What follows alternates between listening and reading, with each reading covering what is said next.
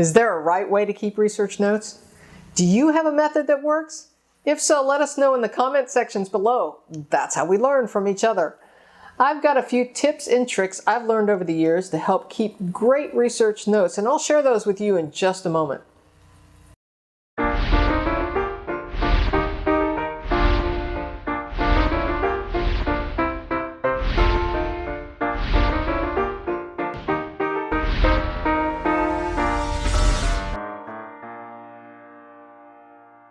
If we've not met before, or this is your first time watching, I'm Connie Knox, a lifelong genealogist, and I'm here to help you go farther, faster with your family research.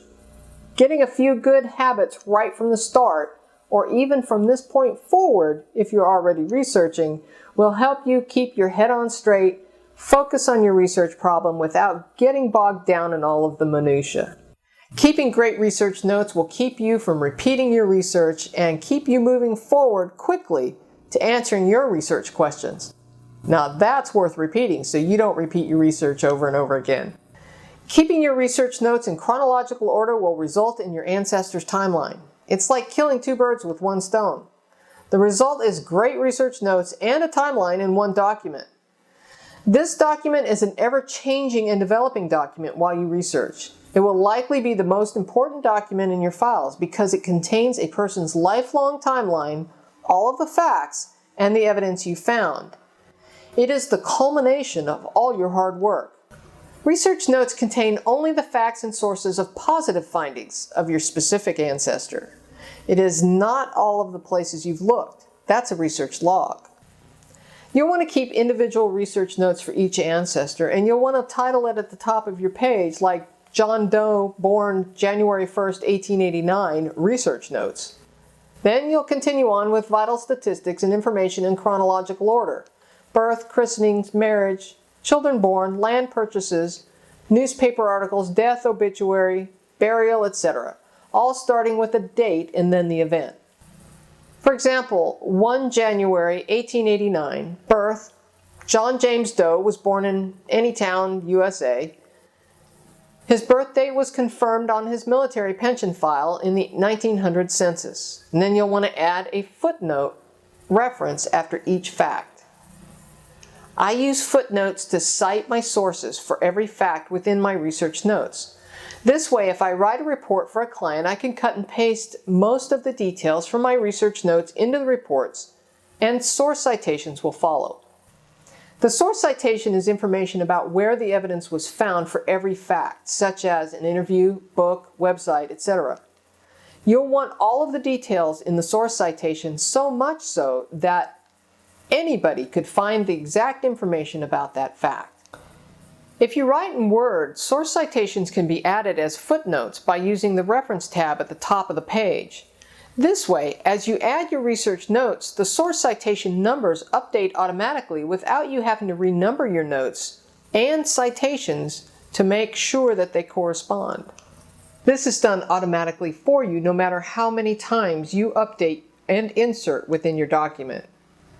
In my opinion, this is a must-have item when writing research notes. Without it, your sources will likely get lost and mixed up with other facts.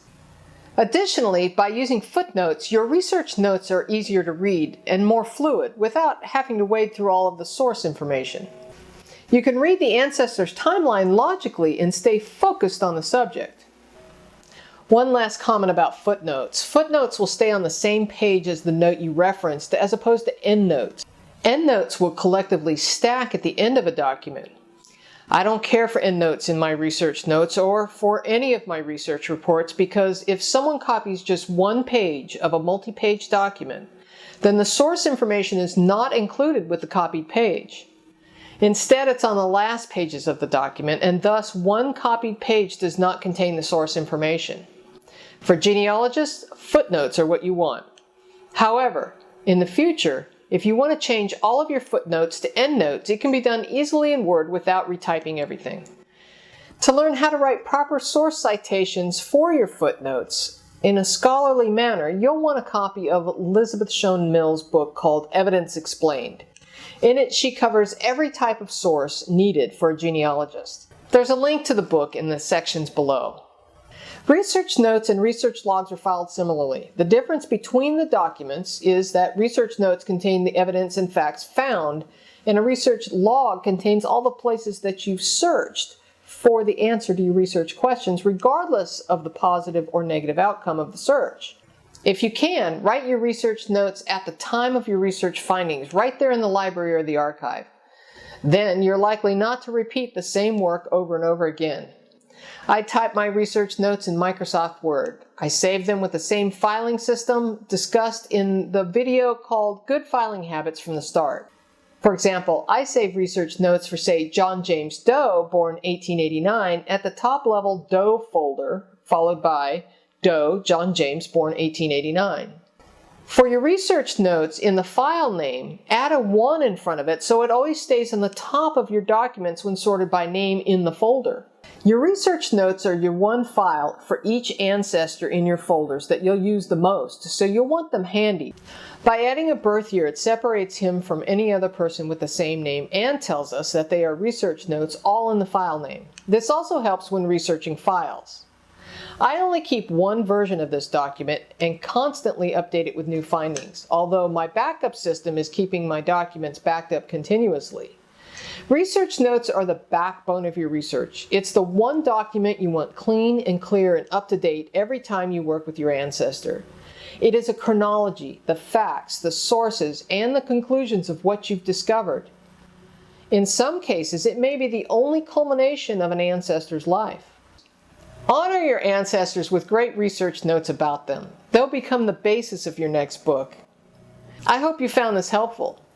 Tell me about how you keep your research notes in the comment sections below. Give me a thumbs up and make sure you subscribe. Don't forget to ring the bell so that you see the next videos as they're being produced.